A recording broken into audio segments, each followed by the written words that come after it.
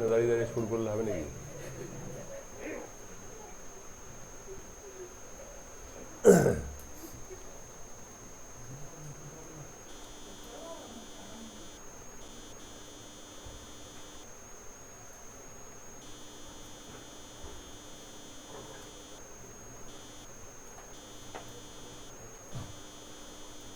ওকে, তাহলে স্টার্ট করছি।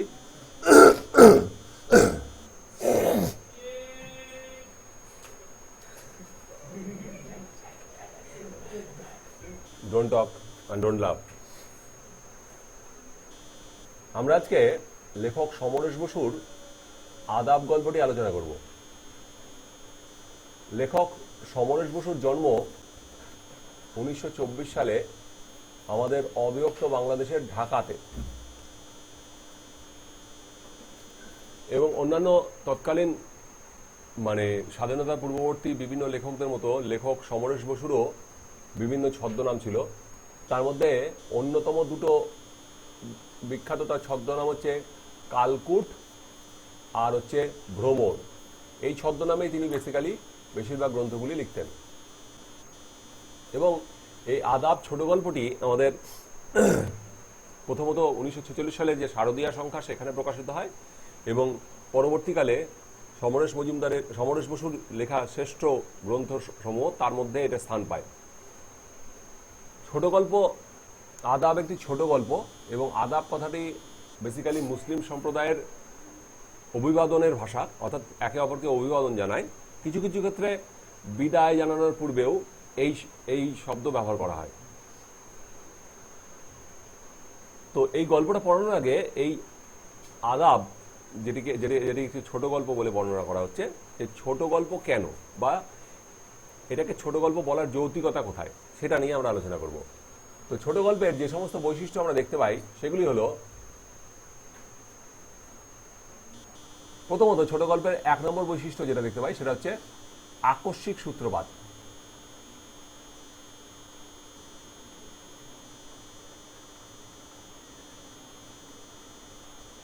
আকস্মিক সূত্রপাত অর্থাৎ গল্পের শুরুটা হঠাৎ করে হবে। কোন একটা স্টার্টিংটা এরকমভাবে হবে না যে গোড়া থেকে শুরু হচ্ছে, মনে হবে যেন ঘটনাটা মাঝখান থেকে কোনো কিছু শুরু হলো হঠাৎ করে। এর আগে কি ঘটেছিল সে সম্বন্ধে আমাদের জানার একটা কিউরিওসিটি অলওয়েজ থাকবে। এই মাঝখানে আকস্মিক সূত্রপাত, এটা হচ্ছে গল্পের একটা প্রধান বৈশিষ্ট্য।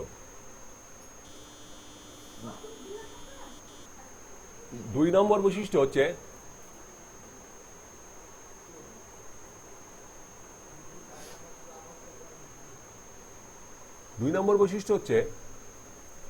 এই গল্পের যে শাখা প্রশাখা, সেই শাখা প্রশাখা থাকে না, অর্থাৎ গল্পের বিভিন্ন স্ট্রিম এই যেখানে ছড়িয়ে পড়ে না, অর্থাৎ শাখা প্রশাখা বিহীন।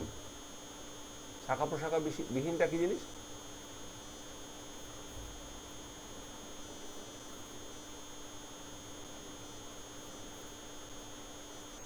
অর্থাৎ এর বিভিন্ন স্ট্রিম থাকে না।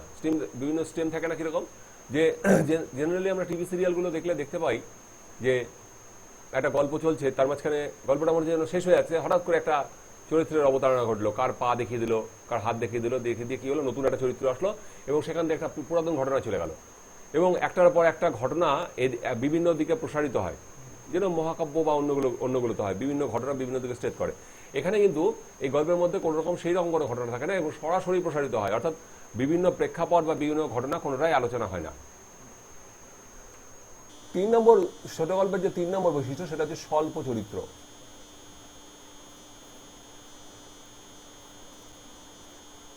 অর্থাৎ ছোট গল্পের মধ্যে গল্পের মধ্যে যে চরিত্র থাকে সেটা খুবই অল্প পরিমাণ থাকে, বেশিরভাগ ক্ষেত্রে 2 বা 3টে। আর অন্যান্য চরিত্র যদি থাকে তাহলে সেই চরিত্রগুলো ইনঅ্যাক্টিভ চরিত্র হিসেবে কাজ করে। প্রধান চরিত্র বা মুখ্য চরিত্র হিসেবে 2 বা 3টে চরিত্র হিসেবে ভূমিকা গ্রহণ করে।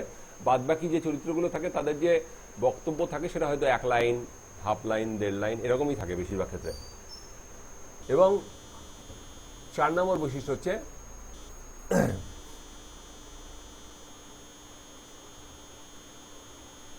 আকাঙ্ক্ষাজনিত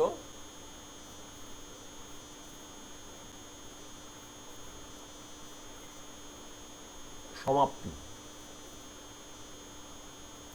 অর্থাৎ আরও ছোট গল্পের বেশ কিছু বৈশিষ্ট্য আছে, তবে ছোট গল্পের এই 4টে বৈশিষ্ট্য হচ্ছে প্রাইম বৈশিষ্ট্য, প্রধান বৈশিষ্ট্য। আকাঙ্ক্ষাজনিত সমাপ্তি, অর্থাৎ গল্পটা শেষ হওয়ার পর আমাদের মনে কিছু আকাঙ্ক্ষা থেকেই যায় জানার জন্য যে শেষ পর্যন্ত কি হলো। অর্থাৎ গল্পটা এমনভাবে শেষ হয় যে গল্পটার শেষে আমাদের কিছু কোশ্চেন থেকেই যায় যে আসলে এর পরে কি হলো, এর পরটা আমাদের জানার জন্য আকাঙ্ক্ষা থেকে যায়। কিন্তু ছোট গল্পে কিন্তু সমাপ্তিটা সবসময় এই আকাঙ্ক্ষাজনিত সমাপ্তি থাকে। তাহলে আমরা 4টা বৈশিষ্ট্য লক্ষ্য করলাম।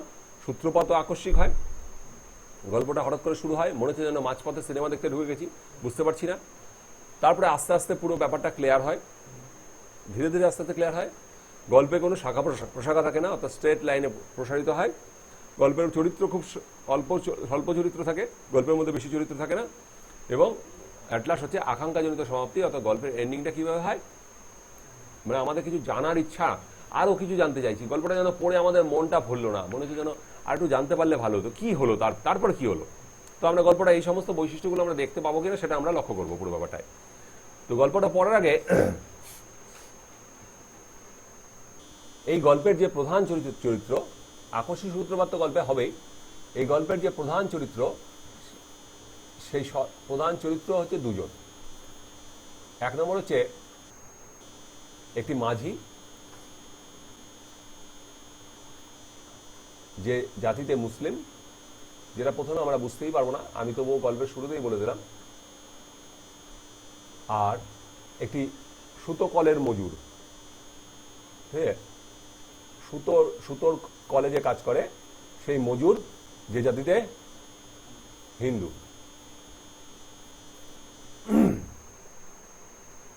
এই দুজন প্রধান চরিত্র। অ্যাকচুয়ালি এর বাইরে কোনো অন্য কোনো চরিত্রও কোনো এখানে নাই।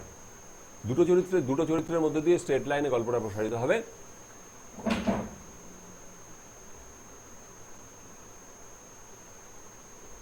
এবং গল্পটা সূত্রপাত কিভাবে হয় সেই গল্পটা নিয়ে আমি একটু আলোচনা করে দিই, তারপরে পড়ানো শুরু করব।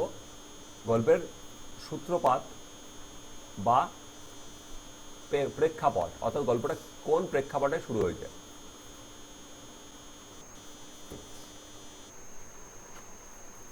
গল্পের প্রেক্ষাপট হচ্ছে 1946 সালের দাঙ্গা, 1946-এর দাঙ্গা। এই দাঙ্গা কাদের মধ্যে হয়েছিল? এই দাঙ্গা হয়েছিল হিন্দু ও মুসলমানদের মধ্যে। সালটা যদি লক্ষ্য করি তাহলে আমরা লক্ষ্য করব যে 1946 সাল মানে 1947 সালের স্বাধীনতার ঠিক 1 বছর আগেকার কথা। স্বাধীনতার আগে বেশ কিছু ঘটনা ঘটে যেটা আমাদের হিন্দু মুসলিম সম্পর্ককে তিক্ত করে তোলে। তার মধ্যে অন্যতম এই ঘটনা হচ্ছে 1946 সালের দাঙ্গা। এই দাঙ্গার জন্য প্রত্যক্ষভাবে দায়ী ছিল তৎকালীন সময় ভারতের রাজনৈতিক যে নেতারা। নইলে হিন্দু মুসলিম সম্প্রদায় যারা চিরকাল পরস্পর একই মায়ের সন্তানের মতো পরস্পরের সাথে মানুষ হয়েছে, যারা জীবনে কোনোদিন একে অপরের দিকে সেই ভাবনা চিন্তা নিয়ে কোনোদিন এগায়নি পর্যন্ত, কিন্তু রাজনৈতিক দলাদলিতে দুই ভাইয়ের হাতে অস্ত্র তুলে দেয়। এবং বড়ই অদ্ভুত ব্যাপার এটা যে কাজী নজরুল ইসলাম কোন এক সময় বলেছিলেন, মুসলিম তার নয়নমণি, হিন্দু তাহার প্রাণ। অর্থাৎ ভারত মায়ের যদি হিন্দু যদি তার প্রাণ হয় তাহলে মুসলিম তার নয়নমণি, অর্থাৎ দে আর বোথ ইকুয়ালি ইম্পর্টেন্ট। কারণ চোখ ছাড়া কোনো প্রাণের কোনো দাম নেই। অর্থাৎ কোনো মানুষ যদি অন্ধ হয় তার জীবনের কি দাম থাকছে।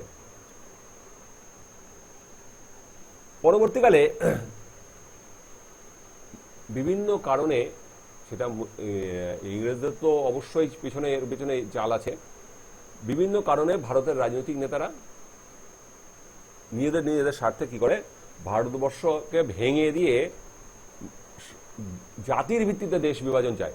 মহাত্মা গান্ধী যেটা কখনোই চাইছিলেন না যে হিন্দুদের জন্য আলাদা জায়গা হোক এবং মুসলিমদের জন্য আলাদা জায়গা হোক, কারণ তিনি জানতেন যদি জাতির ভিত্তিতে দেশ বিভাজন হয় তাহলে একটা বীজ বৃক্ষ রোপণ হবে, যার জন্য দুই জাতি কখনোই পরস্পর সহ্য করতে পারবে না। অ্যাজ এ রেজাল্ট দেখতেই পাচ্ছিস ভারত পাকিস্তানের মধ্যে সম্পর্কটা কি, বা ভারত বাংলাদেশের মধ্যে সম্পর্কটা কি। এরা কি আমাদের থেকে আলাদা ছিল? কোনোদিন আলাদা ছিল না। কিন্তু দেশ বিভাজনের সময় কি করা হলো, ভারতের এই যে বর্তমান ভারতের ম্যাপ, এই সাইডটা পূর্ব দিকে বাংলাদেশ, আর এই সাইড হচ্ছে পাকিস্তান। তাহলে এটা বাংলাদেশ, এটা পাকিস্তান। ইংরেজরা কি করলো, এমনভাবে ভাগটা করলো যে এই সংখ্যালঘু অধ্যুষিত যে পাকিস্তান, এটা হচ্ছে পাকিস্তান মানে পশ্চিম পাকিস্তান, এবং বাংলাদেশ যেটা পূর্ব পাকিস্তান বলে ভাগ করে দিল। পূর্ব পাকিস্তান বলে দুটোকে একসাথে ভাগ করে দিল। অর্থাৎ এই অংশটা ভারতে থাকলো, এইটা পাকিস্তান, আর বাংলাদেশ কি হলো, পাকিস্তানের আন্ডারে চলে গেল। কিন্তু পাকিস্তান এখানে বাংলাদেশে আসবে কি করে? তাকে আসতে গেলে তাকে কি করতে হবে, সমুদ্র পথে আসতে হবে, বাদ বাকি কোথাও আসতে পারবে না। তাহলে তার ঘটনাটা এরকম করে দিয়ে গেল যে পাকিস্তানকে একতলা দিল আর 3 তলা দিল, আর ভারতকে দিল 2 তলা, আর সিঁড়িটা মাঝখান দিয়ে। তাহলে তুই এখান দিয়ে যেতে আসতে সবসময় ক্ল্যাশ হবে। এবং এই যে জাতির ভিত্তিতে বিভাজন, এটা কিন্তু রাজনৈতিক মহাত্মা গান্ধী কিছুতেই মেনে নিতে পারছিলেন না। কিন্তু তৎকালীন সময়ে আর যারা নেতারা ছিলেন তারা কিন্তু তাড়াতাড়ি নিজেদের ক্ষমতা আয়ত্ত করবে, মানে প্রধানমন্ত্রী হবে। তৎকালীন সময় মুসলিম লীগের নেতা ছিলেন মোহাম্মদ আলী জিন্নাহ, জাতীয় কংগ্রেসের নেতা ছিলেন আমাদের পণ্ডিত জওহরলাল নেহরু। প্রত্যেকেই ক্ষমতা কুক্ষিগত করার জন্য তৎকালীন সময় তাড়াতাড়ি সিংহাসনে বসবে, এবং সেই জন্য এই বিভাজনটাকেও মেনে নিলেন। তারাও কেউ প্রোটেস্ট করেননি সেভাবে, অ্যাটলিস্ট ইতিহাস তাই বলে। সেভাবে কোনো নজির দেখা যায়নি। কিন্তু এই যে বিভাজনের এগেনস্টে কি হলো, বিভাজন যখন স্মুথলি হচ্ছে না, তখন কিছু রাজনৈতিক নেতার প্রেক্ষাপটে কি হলো, উস্কানি লাগিয়ে দেওয়া হলো হিন্দু মুসলিমের মধ্যে। এবং দেশের অন্যান্য জায়গায় যেরকম হিন্দু মুসলিমের মধ্যে দাঙ্গা লেগে যায়, লড়াই লেগে যায়, এই দিকে পশ্চিম দিকে পাকিস্তান, পশ্চিম দিকে পাঞ্জাবের দিকেও দাঙ্গা লেগে যায়। এবং আমাদের বাংলাদেশের দিকে যেখানে হিন্দু মুসলিম সম্প্রীতি মানে একদম মানে হিন্দু আগে আগে হিন্দু এবং মুসলিম কে এগুলো কেউ বুঝতো না। তোদের যদি ঠাকুমা দিদিমাদের কথা শুনিস, আমাদের বেশিরভাগ যদি বাংলাদেশ থেকে এসে পূর্ব মানে আমাদের বর্তমান বাংলাদেশ থেকে এসে, যেটা পূর্ব পাকিস্তান ছিল, তো এরা যখন পাশে থাকতো, কে কার ছেলে কে কার মেয়ে এগুলো নিয়ে কোনো ডিফারেন্সই ছিল না। রাজনৈতিক নেতারা নিজেদের স্বার্থসিদ্ধির জন্য আমাদের মধ্যে জাতি ধর্ম এগুলোকে ঢুকিয়েছে, এবং তারা নিজেদের স্বার্থসিদ্ধিতে এখনো পর্যন্ত সেই জিনিসগুলোকে ঢুকিয়ে যায়, যে আমাদের মধ্যে যাতে প্রত্যেকের প্রতি বিষোদ্গার হয়, আমরা যেন একে অপরের সাথে খারাপ বিহেভ করি, তাহলেই আমাদেরকে ভেঙে রাখতে পারলেই ওদের লাভ বেশি, স্বার্থসিদ্ধি হবে বেশি। তো এই যে 1946 সালে যখন দাঙ্গা শুরু হয়ে গেল কলকাতায়, কলকাতা তখন একটু অন্যরকম মানচিত্র ছিল। এই দাঙ্গার মধ্যে কি হলো, দাঙ্গাতে বিভিন্ন ধরনের লোক থাকে। কিছু লোক থাকে যারা একে অপরকে শুধু মারে, আবার কিছু লোক থাকে কি ওই দাঙ্গার সুবিধার্থে যখন লোকজন বাড়ি ছেড়ে চলে গেছে, রাত্রেবেলা ওরা বেরিয়ে বাড়িতে যা যা আছে লুট করে বেড়ায়। তো অবিলম্বে যখন দাঙ্গা চরম অবস্থায় পৌঁছে গেল, তখন ব্রিটিশ পুলিশ তখন আছে, ব্রিটিশ পুলিশ তখন কি করলো, 144 ধারা জারি করলো। 144 ধারা জারি করলে কি হবে, একসঙ্গে 3 জন লোকের বেশি এক জায়গায় জড়ো হতে পারবে না, এবং মধ্যরাত্রিতে অবশ্যই না। তাহলে কি হবে, আর 144 ধারা জারি হলে পুলিশ যে কোনো সময় তোকে গুলি চালিয়ে দিতে পারে। কেন? দাঙ্গা কন্ট্রোল করার একমাত্র উপায়, যে দাঙ্গা হয় কখন হয়, সংগঠিত লোকের দ্বারা। তাহলে সেটা যাতে না হয় সেই জন্য এই অবস্থা। তবুও সব জায়গায় কন্ট্রোল করা যায় না, গলি কোনা যেখানে সেখানে হচ্ছে, গ্রামে গঞ্জে যেখানে সেখানে দাঙ্গা হচ্ছে, সব জায়গায় তো আর ব্রিটিশ পুলিশ নেই। কলকাতার প্রপারে ব্রিটিশ পুলিশ আছে। তো এই দাঙ্গা অলরেডি বিধ্বস্ত হয়ে গেছে, গোটা শহর জ্বলছে, মারামারি কাটাকাটি। এই সময় কলকাতার এক রাস্তার মোড়ে একটা ডাস্টবিন, মানে দুটো রাস্তা এসে মিলিত হয়েছে, এইভাবে একটা রাস্তা এসে মিলিত হয়েছে, আর এইভাবে একটা রাস্তা এসে মিলিত হয়েছে, এবং দুটো রাস্তার মাঝখানে একটা ডাস্টবিন। এবং এই ডাস্টবিনের একদিকে সুতকলের যে মজুর, আর একদিকে এই যে একজনের মাথা দেখা যাচ্ছে, আর একদিকে হচ্ছে আমাদের মাঝি। দুজন এসে আশ্রয় নিয়েছে, এবং ঘর ঘুটঘুটে অন্ধকার, কেউ কাউকে দেখতেও পাচ্ছে না ঠিক মতো। হ্যাঁ, কিন্তু এই ডাস্টবিনের পাশে আশ্রয় নিয়ে এই যে দুজন হিন্দু এবং মুসলিম দুই জাতির লোক আশ্রয় নিল, এবং তাদের মধ্যে যে কথোপকথন ঘটলো, কথোপকথনের পরে সমরেশ বসু অদ্ভুতভাবে দেখিয়েছেন যে আমাদের দেশের সাধারণ লোকেদের মধ্যে জাতি ধর্ম নিয়ে কোনো মাথা ব্যথা নেই। রাজনৈতিক নেতারা কিভাবে আমাদেরকে জাতি ধর্মের এগেনস্টে একে অপরকে লড়িয়ে দেয়, এই ব্যাপারটাই এখানে দেখিয়ে দেওয়া হয়েছে। তো খুব সুন্দর প্রেক্ষাপটে তিনি লেখক সমরেশ বসু গল্পটি তুলে ধরেছেন। এই যে অন্ধকারে ডাস্টবিনের আশ্রয় করে একে অপরের দিকে আশ্রয় করছে, এবং পরস্পরের মধ্যে কিভাবে অবিশ্বাসের সম্পর্ক থেকে কিভাবে বিশ্বাসের সম্পর্ক চলে আসলো, এবং পরস্পরের মধ্যে কিভাবে একাত্ম হয়ে গেল, সেটাই হচ্ছে আমাদের গল্পের বিষয়বস্তু। তাহলে এবার আমরা গল্পের মূল বিষয়বস্তু যাই। রাত্রির নিস্তব্ধতাকে কাঁপিয়ে দিয়ে মিলিটারি টহলদার গাড়িটা একবার ভিক্টোরিয়া পার্কের পাশ দিয়ে একটা পাক খেয়ে গেল। আমি প্রেক্ষাপটটা আগেই বলেছিলাম যে যখন 144 ধারা জারি হয়েছে তখন কি হচ্ছে, মিলিটারির যে গাড়ি, শহরে মিলিটারি নেমে গেছে এবং কলকাতা শহরে কি হচ্ছে, ভিক্টোরিয়া পার্ক, ভিক্টোরিয়া মেমোরিয়াল, তার চারপাশে যে পার্ক, সেখান দিয়ে পাক খেয়ে গাড়িটা ঘুরে এলো একবার। শহরে 144 ধারা আর কারফিউ অর্ডার জারি হয়েছে। দাঙ্গা বেঁধেছে হিন্দু মুসলমানের, মুখোমুখি লড়াই, দা, সড়কি, ছুরি, লাঠি নিয়ে, ঠিক আছে। তাছাড়া চতুর্দিকে ছড়িয়ে পড়েছে গুপ্ত ঘাতকের দল। গুপ্ত ঘাতক, গুপ্ত মানে লুকানো, এবং ঘাতক অর্থাৎ লুকিয়ে যারা হত্যা করে, গুপ্ত ঘাতক, গুপ্ত ঘাতকের দল। চোরাগোপ্তা হাঁচে অন্ধকারকে আশ্রয় করে। চোরাগোপ্তা মানে লুকিয়ে চুরিয়ে, ঠিক আছে, হাঁচে, আঘাত হাঁচে, কি করছে, অন্ধকারকে আশ্রয় করে। অর্থাৎ অন্ধকার, যেহেতু চারিদিকে অন্ধকার, এখনকার কলকাতা আর 1946 সালে কলকাতা তো একই না, তাই না? তো সেখানে এইরকম পরিস্থিতি। লুঠেরারা বেরিয়েছে তাদের অভিযানে, লুঠেরা লুট করতে বেরিয়েছে। কিছু লোক আছে হত্যা করছে হিন্দু মুসলিম ভেবে, আর কিছু লোক বেরিয়েছে এই সুযোগকে কাজে লাগিয়ে লুট করতে। মৃত্যু বিভীষিকাময় এই অন্ধকার রাত্রি তাদের উল্লাসকে তীব্রতর করে তুলেছে। মৃত্যুর বিভীষিকা মানে ভয়, মৃত্যুর ভয়যুক্ত এই রাত্রিতে তাদের যে আনন্দ, কেউ হত্যা করে আনন্দ পাচ্ছে, হ্যাঁ, তাদের এই হত্যা করা যে তাদের যে আনন্দ, সেটাকে আরো কি করেছে, ভয়ঙ্কর করে দিয়েছে। বস্তিতে বস্তিতে জ্বলছে আগুন, মৃত্যুকাতর নারী শিশুর চিৎকার স্থানে স্থানে আবহাওয়াকে বিভৎস করে তুলেছে। অর্থাৎ কোথাও হয়তো দেখা গেল একদল লোক গিয়ে একটা বাচ্চা আর নারীকে হত্যা করে দিল, আর তারা চিৎকার করছে বাঁচাও বাঁচাও করে। সেই কাতর যে আবেদন, সেটা যেন রাত্রির অন্ধকারকে আরো বিভৎস করে তুলছে। তোর মাঝরাত্রি যদি কেউ চিৎকার করে বাঁচাও বাঁচাও, আমাদেরকে মেরে ফেললো করে চিৎকার করে, কেমন লাগবে? মানুষ তো সবাই। তার উপরে সে ঝাঁপিয়ে পড়ছে সৈন্যবাহী গাড়ি। যখন এই চিৎকার হচ্ছে তখন কি হচ্ছে, সৈন্যবাহিনী গাড়ি ছুটে আসছে, তারা গুলি ছুটছে, দিক জ্ঞান শূন্য হয়ে আইন শৃঙ্খলা বজায় রাখছে। এবং তারা কি করছে, গুলি ছুটছে, এবং গুলিতে যারা দাঙ্গা করছে তারাও মরছে, সাধারণ লোকও সেখানে মারা যাচ্ছে। এই হচ্ছে প্রেক্ষাপটটা। দুদিকে দুটো গলি এসে মিশেছে এক জায়গায়। আমি এখনই দেখালাম গল্পের শুরুতে, ডাস্টবিনটা উল্টে পড়েছে গলি দুটোর মাঝখানে খানিকটা ভাঙাচোরা অবস্থায়। সেটিকে আড়াল করে গলির ভিতর থেকে হামাগুড়ি দিয়ে বেরিয়ে এলো একটি লোক। মাথা তুলতে সাহস হলো না, নির্জীবের মতো পড়ে রইল খানিকক্ষণ, কান পেতে রইল দূরে অপরিস্ফুট কলরবের দিকে। কিছুই বোঝা যায় না, আল্লাহ আকবার কি বন্দে মাতরম। ট্রেনের পরিস্থিতিতে একটা লোক আসলো গলির মধ্যে থেকে, এসে কি করলো, ডাস্টবিনের নিচে মাথা নিচু করে শুয়ে আছে, মানে একরকম লুকিয়ে রেখেছে, এবং দূরে একটা কিছু গন্ডগোল শোনা যাচ্ছে, এবং বোঝা যাচ্ছে না তারা কি বলছে সে লোকরা, আল্লাহু আকবার না বন্দে মাতরম। আল্লাহু আকবার বলে তাহলে লোকগুলো মুসলিম সম্প্রদায় হবে, আর বন্দে মাতরম বলে হিন্দু সম্প্রদায় হবে। হঠাৎ ডাস্টবিনটা একটু নড়ে উঠলো, আচম্বিতে শিরশিরিয়ে উঠলো দেহের সমস্ত শিরা উপশিরা। দাঁতে দাঁত চেপে হাত পা গুলোকে কঠিন করে লোকটা প্রতীক্ষা করে রইল কিছু একটা ভীষণ কিছুর জন্য। কয়েকটা মুহূর্ত কাটে, নিশ্চল নিস্তব্ধ চারিদিক। এবার যখনই ডাস্টবিনটা নড়ে উঠলো, তখন ভাবছে যে তাহলে তো কেউ উল্টো দিকে কেউ লুকিয়ে আছে, এবং সেই লোকটা এখনো লোক দুটো কোনো পরিচয় দেওয়া হয়নি। যে লোকটা আসলো এখনই, সে কি করলো, দাঁতে দাঁত চেপে অপেক্ষা করছে যে নিশ্চয়ই ওর উপর নিশ্চয়ই আঘাত আনবে, কেউ না কেউ ওকে অ্যাটাক করে দেবে। হ্যাঁ, এই নিয়ে অপেক্ষা করতে লাগলো। তারপরে ভাবলো বোধহয় কুকুর, তাড়া দেওয়ার জন্য লোকটা ডাস্টবিনটাকে একটু ঠেলে দিল। তারপরে হলো বোধহয় কুকুর ময়লা টলা খেতে এসছে, ডাস্টবিনটাকে একটু ঠেলে দিল। খানিকক্ষণ চুপচাপ, আবার নড়ে উঠলো ডাস্টবিনটা। ভয়ের সঙ্গে এবার একটু কৌতূহল হলো, ভয় তো পাচ্ছিল, এবার একটু জানার ইচ্ছা হলো কি ব্যাপার, ডাস্টবিনটা বারবার নড়ে উঠছে কেন। আস্তে আস্তে মাথা তুললো লোকটা, ওপাশ থেকে উঠে এলো ঠিক তেমনি একটা মাথা, অর্থাৎ অপর দিকেও নিজে এরকম টুক করে মাথাটা উঠালো, আর ওই থেকেও মাথা উঠলো, এবং দুজনের মাথা দেখতে পাচ্ছে শুধু। ঠিক আছে, দেখে বলছে মানুষ। ও বলছি কুকুর না, তাহলে মানুষ।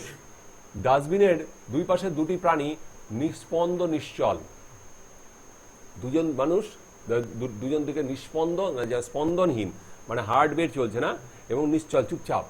কি করবে, কিংকর্তব্য বিমূঢ় হয়ে পড়েছে, কি করবে বুঝতে পারছে না। হৃদয়ের স্পন্দন তালহারা, হ্যাঁ, এবং পরবর্তী দেখা যাচ্ছে তালহারা ধীর, এবং আমাদের যে হার্ট বিট সেটা কি নির্দিষ্ট গতিতে চলে, তো সেটা তাল হারিয়ে ফেলেছে এবং ধীরে ধীরে চলছে। স্থির চারটে চোখের দৃষ্টি ভয়ে সন্দেহে উত্তেজনায় তীব্র হয়ে উঠেছে। 4টি চোখ, এদিকে 2টো চোখ, ওদিকে 2টো চোখ, একে অপরকে দেখে ভয় পাচ্ছে। এ ভাবছে আমাকে ও মেরে ফেলে, ও ভাবছে ও না আমাকে মেরে ফেলে, ভয় পাচ্ছে, সন্দেহ হচ্ছে এবং উত্তেজনায় তীব্র হয়ে উঠছে। কেউ কাউকে বিশ্বাস করতে পারছে না, উভয়কে ভাবছে খুনি। চোখে চোখ রেখে উভয়কে একটা আক্রমণের প্রতীক্ষা করতে থাকে। এবং দুজনে চোখে চোখ রেখে একদম তাকিয়ে আছে, এই বোধহয় আমাকে মারলো, ওই ভাবছে এই বোধহয় আমাকে মারলো, এই বোধহয় মারলো, এ ভাবছে। কিন্তু খানিকক্ষণ অপেক্ষা করেও কোনো পক্ষ থেকে কোনো আক্রমণ এলো না। এবার দুজনের মনেই প্রশ্ন জাগলো, হিন্দু না মুসলমান? দুজনে ভাবছে অপরদিকে যে লোকটা আছে সে হিন্দু না মুসলমান। এ প্রশ্নের উত্তর পেলেই হয়তো মারাত্মক পরিণতিতে দেখা দিবে।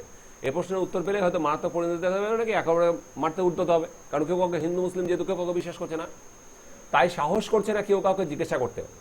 তাই সে ভয়ে জিজ্ঞাসাও করছে না। যে লোকটা হিন্দু সে হয়তো মুসলিমকে জিজ্ঞেস করতে সাহস পাচ্ছে না, মুসলিম বা কেউ জানে না যদিও বা কেউ কাউকে। প্রাণভীত দুটি প্রাণী পালাতেও পারছে না ছুরি হাতে আততায় ঝাঁপিয়ে পড়ার ভয়ে। এবং দুজনেই ভাবছে পালিয়ে যায় যদি, আর পিছন থেকে যদি এসে চাকু মেরে দেয়। দুজনে ভয়ে কেউ কাউ পালাতেও পারছে না, আমার দাঁড়িয়েছে।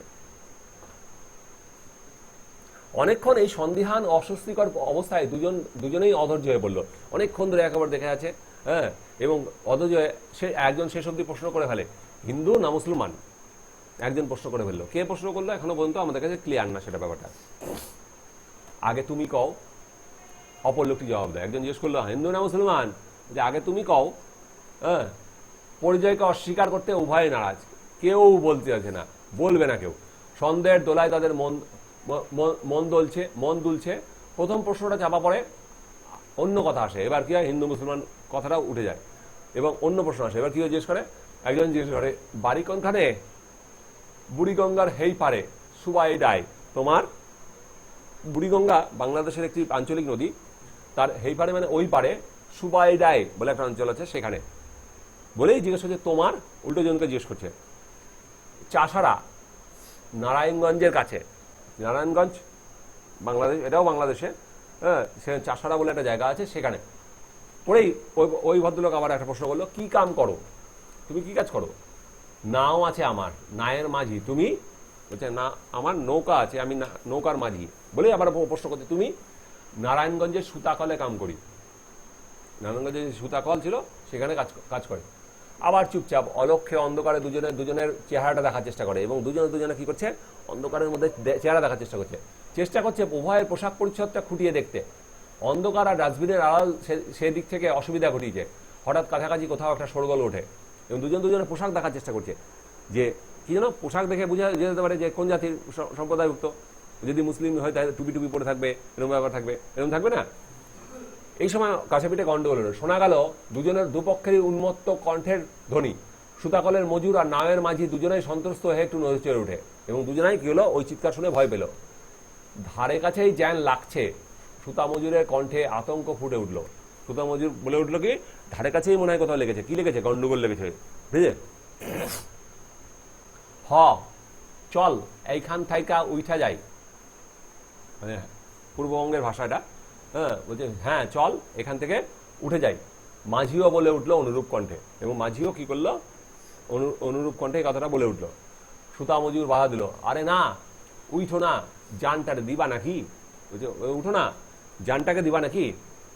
মাঝির মন আবার সন্দেহ দুলে উঠলো, লোকটার কোনো বদ অভিপ্রায় নেই তো? সুতা মজুরের চোখের দিকে তাকালো সে। সুতা মজুরও তাকিয়েছিল, চোখে চোখ পড়তেই বলে উঠলো, বইও মানে বসো, ঠিক আছে?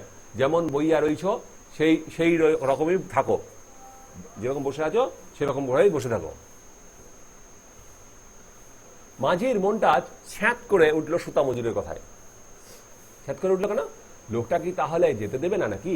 এর নিশ্চয়ই বদমতলব আছে, যেতে দেবে না। তার সারা চোখের সন্দেহ আবার ঘনিয়ে উঠলো। জিজ্ঞেস করলো কেন, মানে কেন? সুতা মজুরের চাপা গলায় বেজে উঠলো, কেন কি?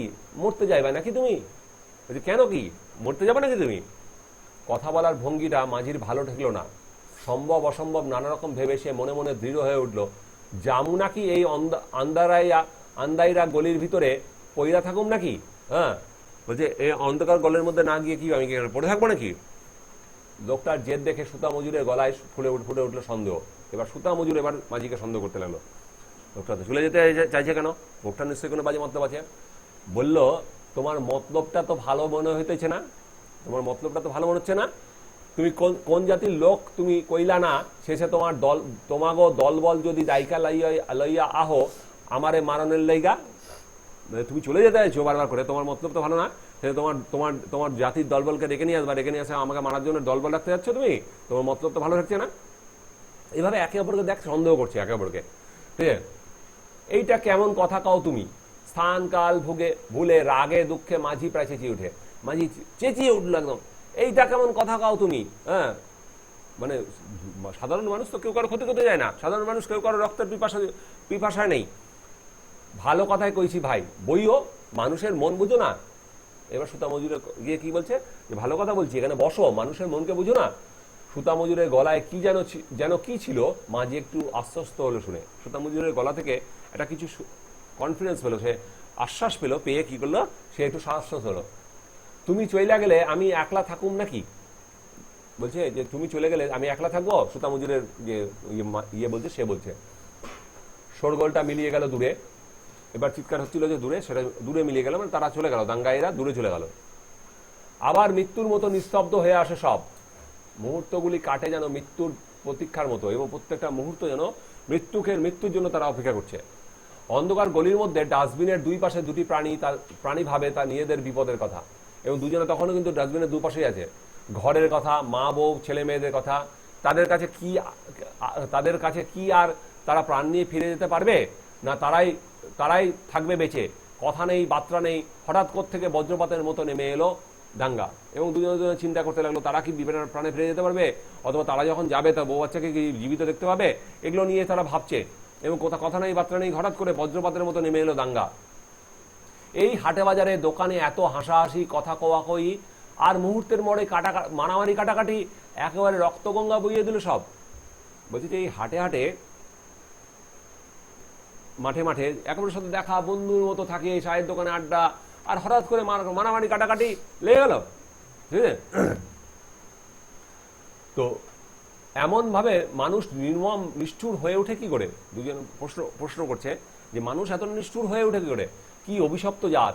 সুতা মজুর একটা দীর্ঘশ্বাস ফেলে, দেখা দেখি মাঝিরও একটা নিঃশ্বাস পড়ে, এবং দুজনাই সাধারণ মানুষ হিসেবে দুজনাই দীর্ঘশ্বাস ফেলে, যে কেউ তো সাধারণ মানুষের তো এটা কাম্য না পুরো জিনিসটাই। এইবার প্রশ্ন করছে, বিড়ি খাইবা? সুতা মজুর পকেট থেকে একটা বিড়ি বাড়িয়ে দিল মাঝির দিকে। সুতা মজুর বললো, বিড়ি খাবা? যে হয়। মাঝি বিড়িটা নিয়ে অভ্যাস মতো দু একবার টিপে কানের কাছে দু একবার ঘুরিয়ে চেপে ধরলো ঠোঁটের কাছে। জেনারেলি কি হয়, বিড়ি খাওয়ার সময় অনেকে বিড়িটাকে একটু ডলে নেয়, মানে তামাকটা যাতে এক জায়গায় জড়ো না হয়ে থাকে, তবে কানের কাছে এরকম একটু রোল করে নিল, মুড়িয়ে দিয়ে চেপে ধরলো ঠোঁটের ফাঁকে। সুতা মজুর তখন দেশলাই জ্বালানোর চেষ্টা করছে। আগে লক্ষ্য করিনি জামাটা কখন ভিজে গেছে, দেশলাইটাও গেছে সেতিয়ে মানে ভিজে। বার কয়েক খসখস শব্দের মধ্যে দিয়ে একাত্রা নীলচে ঝিলিক দিয়ে উঠলো। বারুদ ঝরা কাঠিটা ফেলে দিয়ে বিরক্ত হলো, এবং বিরক্ত হয়ে বারুদ ফেলে দিল। হালার মেজবাতিও গেছে সাতাইয়া। হালার মানে সালার মেজবাতিটা মানে দেশলাইটাও গেছে ভিজে। আর সে আরেকটা কাঠি বের করলো সে। মাঝি যেন খানিকটা অসবুর হয়ে উঠে এলো সুতা মজুরের পাশে, এবং মাঝি কি করলো, এইবার কি হলো, ডাস্টবিনের উপর থেকে ওই পার থেকে এগিয়ে চলে আসলো। দাঁড়াও, মানে আমি করছি কাজটা, মানে আমি জ্বালাচ্ছি, তুমি পারছো না। আরে জ্বলবো, দাহ দেখিনি, দাও আমার কাছে দাও। জ্বলবে, দাও তো আমার কাছে দাও। সুতা মজুর মাঝি কি করলো, উল্টো দিক থেকে এই এসে বসে গেল সুতা মজুরের পাশে। দেখ ধীরে ধীরে একাত্ম হচ্ছে কিভাবে, একেবারে সন্দেহ সম্পর্ক থেকে একেবারে কাছে চলে আসছে। সুতা মজুরের হাত থেকে দেশলাইটা সে প্রায় ছিনিয়ে নিল। দুই একবার খসখস করে সত্যিই সে জ্বালিয়ে ফেললো একটা কাঠি। সোহান আল্লাহ, নাও তাড়াতাড়ি ধরাও তাড়াতাড়ি। এবার মাঝি কি বলে উঠলো, সোহান আল্লাহ, ধরাও তাড়াতাড়ি। ঠিক আছে, কি বুঝতে পারলাম, মাঝি কোন সম্প্রদায়ভুক্ত? মুসলিম সম্প্রদায়ভুক্ত। আল্লাহকে ডাকলো, আল্লাহ দয়াময়। ঠিক আছে, সোহান আল্লাহ কথার অর্থ আল্লাহ দয়াময়। ভূত দেখার মতো চমকে উঠলো সুতা মজুর, সঙ্গে সুতা মজুর চমকে উঠলো। ঠিক আছে, টেপা ঠোঁটের ফাঁক থেকে পড়ে গেল বিড়িটা ধরে রেখেছিল সুতা মজুর, ঠপ করে বিড়িটা পড়ে গেছে। তুমি ডট দেওয়া আছে ওখানে, তুমি মুসলমান? একটা হালকা বাতাস এসে ফু দিয়ে নিভিয়ে দিল কাঠিটা, এবং কাঠিটা বিড়ি ধরানোর আগে কাঠিটা নিভে গেল। অন্ধকারের মধ্যে দুজোড়া চোখে অবিশ্বাস উত্তেজনায় আবার বড় হয়ে উঠলো। কয়েকটা নিস্তব্ধ পল কাটে এবং দুজনের মধ্যে কি হলো, আবার অবিশ্বাসের সম্পর্ক তৈরি হয়ে গেল। এতক্ষণ ধরে সম্পর্কটা মসৃণ হয়েছিল। মাঝি চট করে উঠায় দাঁড়াইলো, বলল, আমি মুসলমান, কি হয়েছে? হ্যাঁ আমি মুসলমান, তো কি হয়েছে? সুতা মজুর ভয়ে ভয়ে জবাব দিল, কিছু হয় নাই, কিন্তু মাঝির বগলের পুটলিটা দেখি বললো, ওইটার মধ্যে কি আছে? বলছে, ঠিক আছে তুমি মুসলমান, ঠিক আছে, কিন্তু তোমার ওর মাঝির বগলের মধ্যে একটা পটলি কাপড়ের পোটলা ছিল, এটা দেখি বলছে ওর মধ্যে কি আছে? পোলা মাই আল্লাহ ইগা 2-1টা জামা আর একখান শাড়ি, কাল আমাগো ঈদের পরব, জানো? বলছে, ছেলে মেয়েদের জন্য 2-1টা জামা আছে, আমার বইয়ের জন্য শাড়ি আছে, আমাদের কালকে ঈদের পরব। ঈদ সম্বন্ধে নিশ্চয়ই তোদেরকে নতুন করে বলা কিছু নেই। ঈদ আছে জানো, আর কিছু নাই তো? সুতা মজুর অবিশ্বাস দূর হতে যায় না। সুতা মজুর কিন্তু ডাউটফুলি বলছে যে আর কিছু নাই তো ওর মধ্যে, চাকুটাকু নাই তো? মিথ্যা কথা কইতেছি নাকি? বিশ্বাস না হয় দেখো, পুটলিটা বাড়িয়ে দিল সে সুতা মজুরের দিকে। আরে না না ভাই, দেখুম আর কি, তবে দিনকালটা দেখছো তো, বিশ্বাস করন যায়, তুমি কও। বলছে, আর তখন সুতা মজুর বলছে, না না ভাই দেখবো আর কি, দিনকাল যা পড়েছে এরকম করে কি কাউকে বিশ্বাস করা যায় বলো তুমি? হেই তো হক কথায় ভাই, তুমি কিছু রাগ টাক নাই তো? ঠিক আছে, বলছে, হ্যাঁ ঠিক কথাই বলে, তো তোমার কিছু রাগ টাক নাই তো? আর ভগবানের কিরা কইতে পারি, একটা সূচো নাই। হ্যাঁ, তুমি কিছু রাখো টাকো নাই তো, মানে তুমি কিছু রাখো টাকো নাই তো? তো সুতা মজুর বলছে যে ভগবানের কিরা বলতে পারি, একটা সূচো নাই আমার কাছে। তাহলে সুতা মজুর কোন জাতির সম্প্রদায়? ভগবানের কিরা বলছে। হ্যাঁ, তো বলছে যে আমার কাছে একটা সূচো নাই, পরাণটা লইয়া এখন ঘরের পোলা ঘরে ফিরা যাইতে পারলে হয়। বলছে, প্রাণটা নিয়ে এখন ঘরের ছেলে ঘরে ফিরে যেতে পারলে হয়। সুতা মজুর তার জামা কাপড় নেড়ে চেড়ে দেখায়, দেখো জামা কাপড় নেড়ে চেড়ে দেখায় যে কিছু নাই। আচ্ছা, মাঝি এমন ভাবে কথা বলে যেন তার কোনো আত্মীয় বন্ধুর সঙ্গে কথা বলছে। এবার দুজনের প্রতি বিশ্বাসের সম্পর্ক তৈরি হলো এবং আত্মীয় বন্ধুর সঙ্গে কথা বলছে। আচ্ছা, আমারে কইতে পারো নি এই মায়ের দইয়ের কাটাকুটি কিসের লইগা? বলছে, আচ্ছা বলতে পারো যে এই যে আমাদের আর তোমাদের কাটাকুটিরা মারামারিটা কিসের জন্য? সুতা মজুর কাগজের সম্বন্ধে খবর রাখে, খবর সে জানে কিছু। সুতা মজুর কাগজের খবর সম্বন্ধে জানে। হ্যাঁ, সে কিছু খবর রাখে। সে বেশ কিছু উষ্ণ কণ্ঠে জবাব দিল, সে দোষ তোমাগো ওই লিগওয়ালা গুলোই, তারাই তো লাগাইয়া দিয়েছে হেই কি এর সংগ্রামের নাম কইরা। ঠিক আছে, লিগওয়ালা গুলো মানে মুসলিম লীগের কথা বলা হচ্ছে। তো মুসলিম লীগের যে নেতারা আছে তারাই ওই হৈকিয়ের সংগ্রাম লাগিয়ে দিয়েছে এবং সেই সংগ্রামের মধ্যে দিয়ে কি করছে, যা একটা আলাদা দেশ চাইছে। মাঝি একটু কটূক্তি করে উঠলো, হেই সব আমি বুঝি নাই, আমি জিগায় মারামারি কইরা হব কি? তোমাগা দুগা লোক মরবো, আমাগা দুগা লোক মরবো, তাতে দেশের কি উপকারটা হইব? নিরক্ষর মাঝি কি বলছে, আমি এগুলো বুঝি না, মারামারিটা করে কি হবে? তোমাদের দুজন লোক মরবে, আমাদের দুজনের লোক মরবে, দেশের কি হবে? একজন নিরক্ষর মাঝির পক্ষে যেটা বোঝা সম্ভবপর হয়, দেশের উচ্চশিক্ষিত লোকেরাও সেই বোঝাটা বোঝে না যে পরস্পর মারামারি করে লাভটা কি হবে, গন্ডগোল করে লাভটা কি হবে। আরে আমিও তো সেই কথাই কই, হইব আর কি, হইব আমার কলাটা, হাতের বুড়া আঙ্গুল দেখায়ছে, বলছে হইব আর কি, হইব আমার কলাটা, হ্যাঁ কিছুই তো হবে না, তুমি মরবা আমি মরুম, আর আমাগো পোলা মাইয়াগুলো ভিক্ষা করে কইরা বেড়াবে। তুমি মরবো আর আমি মরবো, আর আমাদের বাচ্চাগুলো কি করবে? ভিক্ষা করে বেড়াবে। এই গ্যালোসনের রায়েটে আমার ভগ্নিপতির কাইটা 4 টুকরো কইরা মারিল, ফলে বইন বিধবা হইয়া তার পোলা মাইয়ারা রইয়া আমার আইয়া পড়ল আমার ঘাড়ের উপর। বলছে গত বছরের যে রাইট হলো দাঙ্গা, আমার ভগ্নিপতিকে মেরে কেটে 4 টুকরো করে দিল। ফলে কি হলো, আমার ভগ্নিপতি, আমার বোন তার বাচ্চা কাচ্চাকে নিয়ে এসে পড়লো কোথায়? আমার ঘাড়ের উপর। আমার দায়িত্ব চলে আসলো, আমার সংসারে চলে আসলো। কই কি আর সাধে? বলছে এটা কি আর সক্ষ করে? ওই নেতারা সেই 7 তলার উপরে পায়ের উপর পা দিয়ে হুকুম জারি করিয়া বইয়া রইল, আর হালার মরতে মরলাম আমরাই। বলছে আমি কি আর এমনি বলি? নেতারা 7 তলার উপর পায়ে পা তুলে বসে থাকলো, আর যত মরবো আমরা নিচের দিকে লোকেরা যারা আছে তারা মরবো। মানুষ না, আমরা যেন কুত্তার বাচ্চা হইয়া গেছি। বলছে মানুষ না, যেন কুকুরের বাচ্চা হয়ে গেছি আমরা। নইলে এমন কামড়া কামড়িটা লাগে কেম নাই? বলছে নইলে এমন কামড়া কামড়ি, কুকুরকে দেখিস না, দুটো কুকুরের কামড়া কামড়ি লেগে যায়, তো মানুষ হলে কুকুরের মতো আচরণ করবে? তো আমরা যেন কুকুর হয়ে গেছি। নিষ্ফল ক্রোধে মাঝি দু হাত দিয়ে হাঁটু দুটো জড়িয়ে ধরে এবং রাগে হাঁটু দুটোকে জড়িয়ে ধরে। আমাগো কথা কেডা ভাবে? বলছে হ্যাঁ, সুতা মজুরের সুতা কলের মজুর বলছে আমাদের কথা কে ভাবে? এই যে দাঙ্গা বাঁধলো, এখন দানা জুটাইবে কোন সম্বন্ধী? বলছে এখন যে দানা জুটাবে সেটা কোন সম্বন্ধী? সম্বন্ধী কথা হচ্ছে সম্বন্ধী। সম্বন্ধী কাকে বলা হয়? বইয়ের যে দাদা তাকে বলা সম্বন্ধী। তো শ্বশুর বাড়িতে গেলে খরচ মানে হয়, আদর আপ্যায়ন হয়। তো বলছে যে এই যে খরচ জোগানো, তারা এখন যে এত দাঙ্গা লাগিয়ে দিল, সাধারণ মানুষের খরচটা কিভাবে জুটবে সেটাই বলছে। কে জোটাবে? নাওটারে কি আর ফিরে পাবো? বলছে নাওটাকে কি আর ফিরে পাবো? মাঝিরা বলছে বাদামতলির ঘাটে কোন অতলে ডুবাইয়া দিয়েছে তারে, তার ঠিক ঠিক কি? বলছে বাদামতলির ঘাটে যেখানে মাঝির নৌকাটা বাঁধা থাকতো, সেখানে হয়তো হিন্দু জাতির লোকেরা নৌকাটাকে ডুবিয়ে দিয়েছে শত্রুতা করে। আর ডুবিয়ে দিলে ওরা খুঁজে পাবে কোথা থেকে, তাই না? জমিদার রূপবাবুর বাড়ির নায়েব মশাই প্রত্যেক মাসে একবার কইরা আমার নায়ে যাইতো নয়রার চড়ে কাছারি করতে। বলছে জমিদার রূপবাবুর যে নায়েব মশাই যে হিসাব লেখে সে কি করতো? কাছারিতে যেত, কোর্টে প্রত্যেক বছর, এবং আমার নৌকাতে করে। বাবুর হাত যেন হজরতের হাত। হজরতের হাত কথাটা একটা কি বলবো তাৎপর্যপূর্ণ কথা, যেটার ইন্টারনাল মিনিং হচ্ছে খুব দয়াময়। ঠিক আছে? ঈশ্বর, হজরত ঈশ্বরের কথা বলা আছে। ঈশ্বরের হাত মানে কি? ঈশ্বরের হাত সবসময় দয়াময় হবে।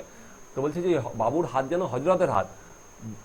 বকশিস দিত 5 আর নায়ের কেরালা দিত 5, এখন 10 টাকা। তখনকার দিনে 1946 সালে 10 টাকা, 5 টাকা 5 টাকা 10 টাকা এক মাসে ইনকাম করা মানে সেটা দিয়ে 2 মাস 3 মাস বসে খেতে পারবে। 10 টাকা মানে প্রচুর ব্যাপার। তখন 1 পয়সা দিয়ে অনেক কিছু হয়ে যেত। ঠিক আছে? তাই আমার মাসের খোরাকি জুড়াইতো হেই বাবু, আর কি হিন্দু বাবু না আইবো আমার নায়ে? বলছে এই যে দাঙ্গার পর আর হিন্দু কোনো বাবু কি আর আমার নৌকাতে বসবে? আর তো বসবে না।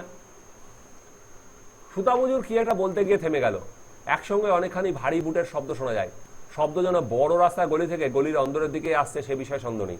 তারা যে অন্ধকার গলির মধ্যে ওইখানে লুকিয়ে আছে রাজবিনে, ওইখানে বলছে যে ওইদিকেই যেন বুট পরে একদল লোক আসছে।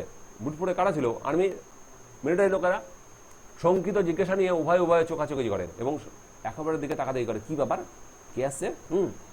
কি করব? তা মাঝি তাড়াতাড়ি পটুলিটাকে বগল দাবা করে, চলো পালাই। কিন্তু জামু কোন দিকে? হ্যাঁ, শহরের রাস্তাঘাট তো ভালো চিনি না। মাঝি বলল চলো যেদিকে হোক, মিছামিছি পুলিশের মায়ের খামু না। ওই ঢ্যামনাগো বিশ্বাস নাই। বলছে মিছামিছি পুলিশের মার খাবো না, ঢ্যামনাগো বলে সম্বোধন করছে। ঢ্যামনা মানে অবিশ্বাসযোগ্য। ঠিক আছে? ওদেরকে আমার বিশ্বাস নেই। ঠিক কথাই কইয়েছ। কোন দিকে যাইবো কও? আইয়া তো পড়লো। বলছে হ্যাঁ ঠিক বলেছ, দুজন দেখে এখন তার বিশ্বাসের সম্পর্ক তৈরি হয়েছে। বলছে কোন দিকে যাবো বলো? এই দিকে বলে একটা গলির দিকে দেখালো। গলিটা যে মুখটা দক্ষিণ দিকে চলে গেছে সেদিকে পথ নির্দেশ করলো মাঝি। বললো চলো, কোনো গতিকে একবার যদি বাদামতলির ঘাটে গিয়ে উঠতে পারি তাহলে আর ডর নেই। বলছে কোনোভাবে যদি গিয়ে বাদামতলির ঘাটে গিয়ে উঠতে পারি তাহলে আর ভয় নেই। মাথা নিচু করে মোড়টা পেরিয়ে ঊর্ধ্বশ্বাসে ছুটলো তারা। সোজা উঠলো একবারে পাটুয়াটুলি রোডে। নিস্তব্ধ রাস্তা ইলেকট্রিকের আলোয় ফুটফুট করছে। দুজনাই একবার থমকে দাঁড়ালো। ঘাপটি মেরে নেই তো কেউ, কিন্তু দেরি করার উপায় নেই। রাস্তার এমোড় ওমোড় দেখে নিয়ে সোজা ছুটলো পশ্চিম দিকে। খানিকটা এগিয়ে গিয়ে এমন সময় তাদের পেছনে শব্দ উঠলো ঘোড়ার খুঁড়ের। তাকিয়ে দেখলো অনেক দূরে একজন অশ্বারোহী আসছে। অশ্বারোহী মানে তখনকার দিনে পুলিশ ঘোড়া নিয়ে ঘুরে বেড়াতো। হ্যাঁ, ভাববার সময় নেই। বাঁ পাশে মেথর যাতায়াতের সরু গলির মধ্যে আত্মগোপন করলো তারা।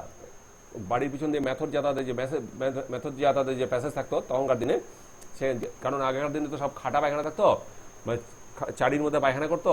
মেথর এসে কি করতো, ওখান থেকে চারিটা নিয়ে গিয়ে গুটা ফেলে দিয়ে এসে আবার চারিটা রেখে দিত। ঠিক আছে? মেথর প্যাসেজ রাখা হতো। সেই জন্য ঢুকে পড়লো তারা। একটু পরেই ইংরেজ অশ্বারোহী রিভলভার হাতে তীব্র বেগে বেরিয়ে গেল তাদের বুকের মধ্যে অশ্বক্ষরের ধ্বনি তুলে দিয়ে। তীব্র বেগে তারা কি করল, বেরিয়ে গেল রিভলভার হাতে নিয়ে। শব্দ যখন অনেক দূরে চলে গেল, উকি ঝুঁকি মারতে তারা আবার বেরোলো।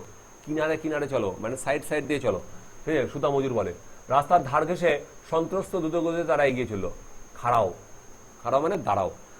মাঝি চাপা গলায় বলে। সুতা মজুর চমকে দাঁড়ায়। কি হইল? এদিকে আইও, মানে এদিকে আসো।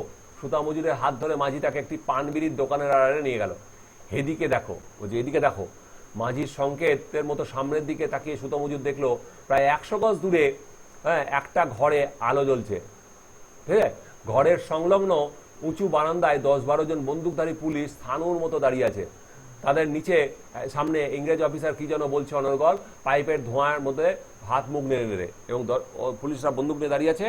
আর কি করছে, একজন ইংরেজ অফিসার কিছু বলছে, হাতে তার মুখে তার পাইপ এবং ধোঁয়া ছাড়ছে আর বলছে। বারান্দার নিচে ঘোড়ার জিন ধরে দাঁড়িয়ে আছে একটা পুলিশ, অশান্ত চঞ্চল ঘোড়াটি কেবল পা ঠুকছে। মাঝি বইল, ওইটা ইসলামপুর ফাঁড়ি, একটু আগায় গেলে ফাঁড়ির কাছেই বাঁয়ের দিকে যে গলি গেছে, এই পথে যাইতে হইব আমাকে বাদামতলির ঘাট। মানে ওদিক দিয়ে একটু বাঁ দিক দিয়ে গলি ঢুকেছে, গলির মধ্যে গেলে আমাদের বাদামতলি ঘাটে পৌঁছাবো। সুতা মজুরের সমস্ত মুখ আতঙ্কে ভরে উঠল। তবে সুতা মজুরের আর সমস্ত মুখ আতঙ্কে ভরে উঠল, কেন তুমি তাহলে ওদিকে যাবা কি করে? তাই কইতাছি তুমি থাকো, ঘাটে গিয়ে তোমার বিশেষ কাম হইব না। সুতা মজুর এবার মাঝি বলছে, তোমার তো ঘাটে গিয়ে কোনো লাভ নাই, বাদামতলি ঘাট তো আমার ওখানে, আমাকে ওখান দিয়ে যেতে হবে। হ্যাঁ, তোমার যেতে হবে না। মাঝি বইল, এটা হিন্দু গো আস্তানা, আর ইসলামপুর হলো মুসলমান গো। বলছে তুমি যেখানে আছো এটা এখন হিন্দু আস্তানা, কাজে তোমার কোনো প্রবলেম নেই। আর আমি যদি ওখানে পৌঁছে যেতে পারি, ওটা ইসলাম মুসলিমদের আস্তানা, তাহলে ওখানে গেলেও আমার কোনো প্রবলেম নেই। কাল সকালে উঠা বাড়ি যাইবা গো, এবং কালকে সকালে যখন সকাল হবে তুমি তখন তার বাড়ি চলে যাবে, এখানেই থাকো তুমি এখন। আর তুমি, আমি জায়গা। মাঝির গলা উদ্বেগে ও আশঙ্কায় ভেঙে পড়ে। আমি পারুম না ভাই থাকতে, আমি থাকতে পারবো না। আজ 8 দিন ঘরের খবর জানি না, কি হইল আল্লাহ জানে। বলছে 8 দিন ধরে ঘরের কোনো খবর নাই। এখনকার মতো তো হোয়াটসঅ্যাপ ফেসবুক এগুলোর যুগ নাই যে মেসেজ করে দিল উই আর সেফ। বলছে 8 দিন ধরে ঘরে কোনো খবর নেই, মানে বাড়ির কোনো খবর নেই, বউ বাচ্চার কোনো খবর নেই। কোনো রকমে কইরা গলিতে ঢুকতে পারলেই হইল। নৌকা না পাই সাঁতরাইয়ায় পার হমু বুড়িগঙ্গা। বলছে নৌকা যদি না পাই, সাঁতরিয়ে বুড়িগঙ্গা নদী পার হয়ে যাব, যেহেতু বাংলাদেশের আঞ্চলিক নদী খুব বেশি চড়ো না। আরে না না মিয়া, করো কি? উৎকণ্ঠায় সুতা মজুর মাঝির কামিজ চেপে ধরে।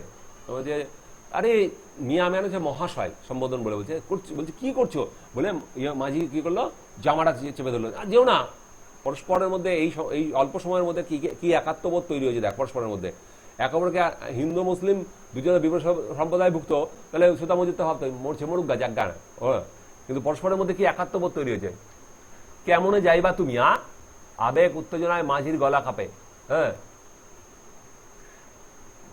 ধৈর্য না ভাই, ছেড়ে দাও।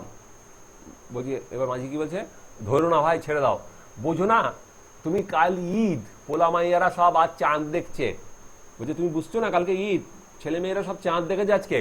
কত আশা কইরা রয়েছে, তারা নতুন জামা পিনবো, বাপজানের কোলে চড়বো। বলছে কত আশা করে আছে, তারা নতুন জামা পরবে, পিনবো মানে পরবে, বাপজানের কোলে চড়বে, বাবার কোলে চড়বে। বিবির চোখের জলে বুক ভাসাইতেছে, বউ চোখের কেঁদে কেঁদে বুক ভাসাচ্ছে। পারুম না ভাই, পারুম না, মনটা কেমন করতাছে। মাঝির গলা ধরে আসে, সুতা মজুরের বুকের ভেতরে টনটন করে ওঠে, কামিজ ধরা হাতটা শিথিল হয়ে ওঠে। তো অর্থাৎ জামাটা শক্ত করে ধরেছিল, কিন্তু তার বউ বাচ্চাদের এই রকম গল্প যখন বললো, তখন কি হলো, আস্তে আস্তে তার হাতটা ঢিল হয়ে গেল। হ্যাঁ, যে একে কিভাবে আটকানো যায়, এরপর তো আটকানো যায় না। যদি তোমার ধৈরা ফেলায়, ভয়ে আর অনুকম্পায় তার গলা ভরে ওঠে। সুতা মজুর সে বলে যে তোমাকে যদি ধরে ফেলায়, পারবো না ধরতে, দৌড়ায়ও না, এইখান থেকে জ্যান উঠো না। বলছে পারবে না ধরতে, আর আমি ভয়ও পাই না, তুমি কিন্তু এখান থেকে উঠবা না। যাই, ভুলুম না ভাই এই রাত্রে কথা, নসিবে থাকলে আবার তোমার লগে মোলাকাত হইব, আদাব। বলছে আমি তাহলে যাই, এই রাত্রে কথা আর কোনোদিন ভুলবো না, নসিবে মানে ভাগ্যে যদি থাকে তাহলে কি হবে, আবার তোমার সঙ্গে দেখা হবে, আদাব। এই যে বিদায় জানাচ্ছে, এখান থেকে এই গল্পের নামকরণ, ঠিক আছে। আমিও ভুলুম না ভাই, আদাব। এবং হিন্দু সম্প্রদায়ভুক্ত সেই সুতা মজুর, সেও কি করলো, সেও আদাব জানালো। তাহলে কি হলো, যে ভাষা ধর্ম কোনো কিছুই মানুষকে মনুষ্যত্বের বন্ধন থেকে বন্ধনে বন্দিত হতে আটকাতে পারে না কেউ কোনোদিন।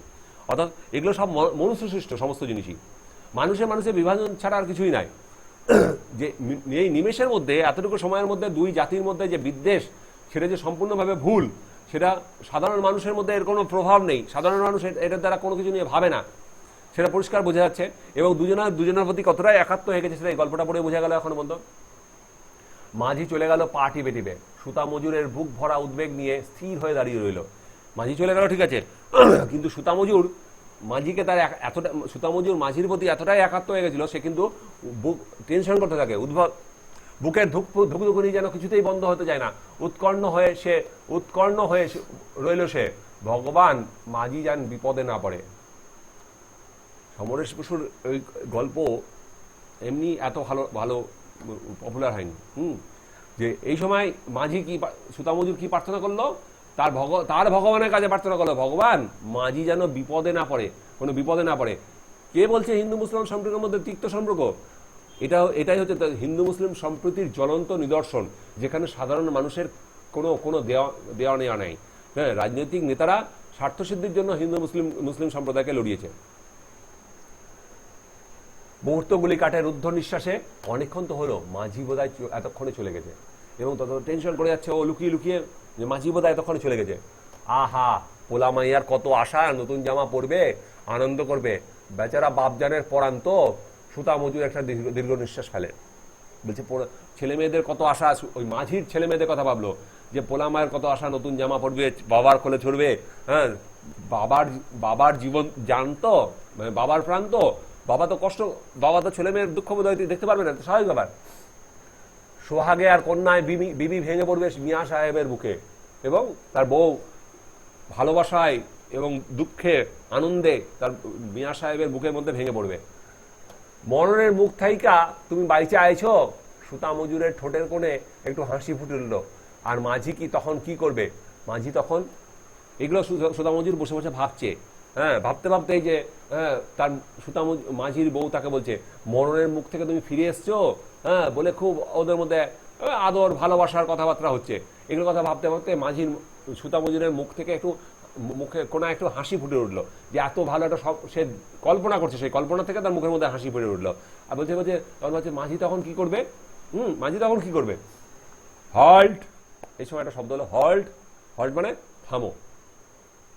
তৎকালীন সময় ব্রিটিশ পুলিশ কোনো ওয়ার্নিং দেওয়ার আগে হল্ট, মানে এখনো হল্টই বলে, থামো মানে ওয়ার্নিং দিচ্ছে। ধক করে উঠলো সুতা মজুরের বুক, সুতা মজুরের বুকটা ধক করে উঠলো। কেন? বুট পায়ে কারা যেন ছোটাছুটি করছে, কি যেন বলাবলি করছে, চিৎকার করতে, ডাকু ভাগতা হ্যায়। পুলিশ কি হয়েছে? অ্যাক্টিভ হয়ে গেছে, তারা কি করছে? ছোটাছুটি করছে।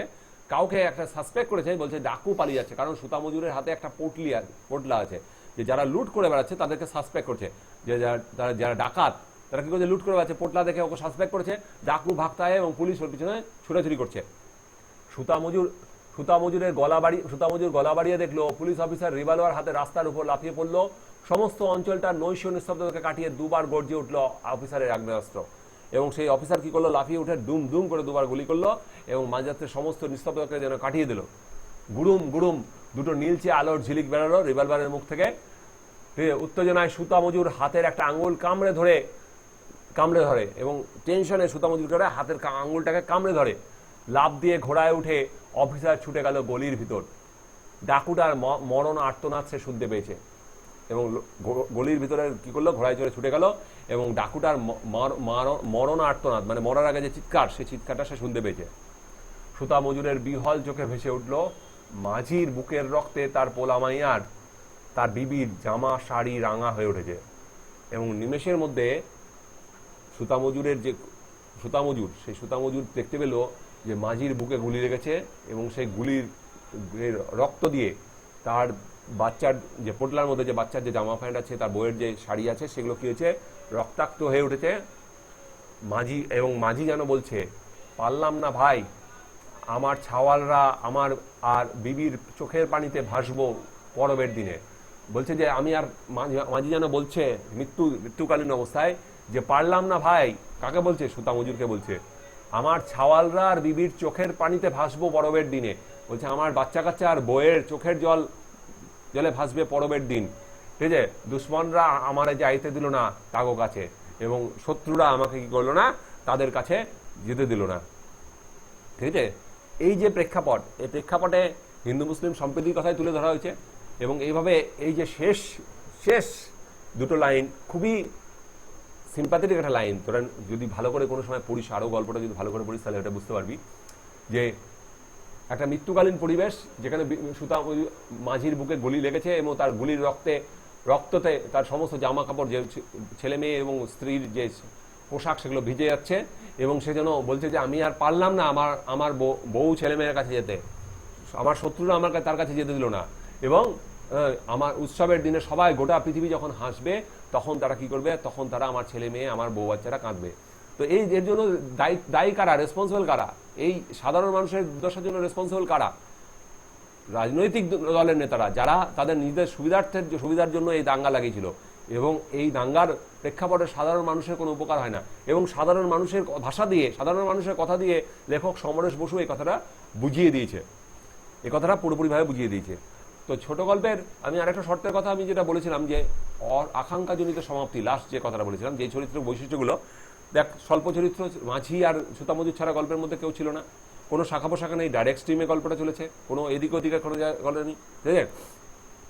এবং আকাঙ্ক্ষাজনিত সমাপ্তি, আকাঙ্ক্ষাজনিত সমাপ্তি দেখ, এরপরে আমাদের কাছে স্বাভাবিকভাবে প্রশ্ন আসে, সুতামজুর মারা গেল, তাহলে তার বউ বাচ্চার কি হলো? ঠিক আছে, এই মাঝি মারা গেল, তার বউ বাচ্চার কি হলো? অথবা সুতা মজুরেরই বা কি হলো? সুতা মজুর কি সামনে গেছিল তাকে দেখতে, বা তার কাছে ছুটে গেছিল? বিভিন্ন ধরনের প্রশ্ন তোর গল্পটা পড়লে তার মাথার মধ্যে আসবে। তাহলে এই যে বিভিন্ন প্রশ্ন আসবে, অত গল্পের সমাপ্তি কিন্তু ঘটলো না, আমাদের মনের মধ্যে একটা আকাঙ্ক্ষা থেকে গেল। এই জন্য এটাও কিন্তু ছোট গল্পের একটা অন্যতম বৈশিষ্ট্য। আশা করছি তোদের গল্পটা খুব ভালো লেগেছে।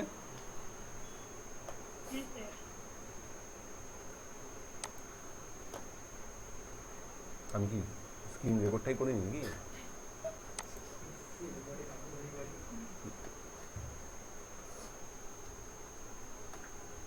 করেছি মনে হচ্ছে।